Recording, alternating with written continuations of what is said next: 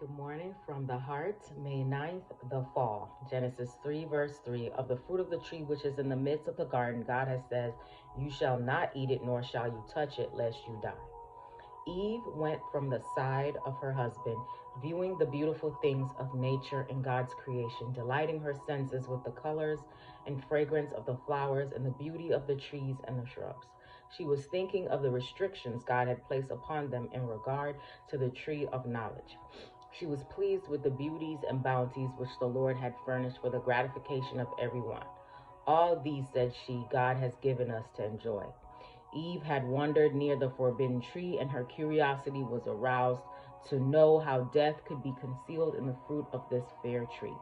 She was surprised to hear her queries taken up and repeated by a strange voice. Yes, hath God said, "You shall not eat of every tree of the garden"? Eve was not aware that she had revealed her thoughts by conversing to herself aloud.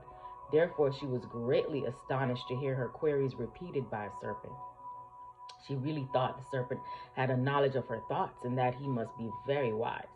She answered him, "We may eat of the fruit of the trees of the garden, but of the fruit of the tree which is in the middle of the garden, God said, You shall not eat of it, neither shall you touch it, lest you die." And the serpent said unto the woman, "You shall not surely die, for God knows that in the day you eat thereof, your eyes will be open, and you will be as gods, knowing good and evil."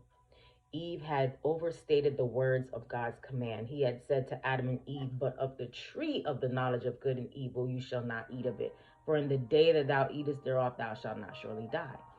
In Eve's controversy with the serpent, she added the clause, "Neither shall you touch it, lest you die." This statement of Eve gave him advantage, and he plucked the fruit and placed it in her hand and used her own words. He had said, "If you touch it, you shall die."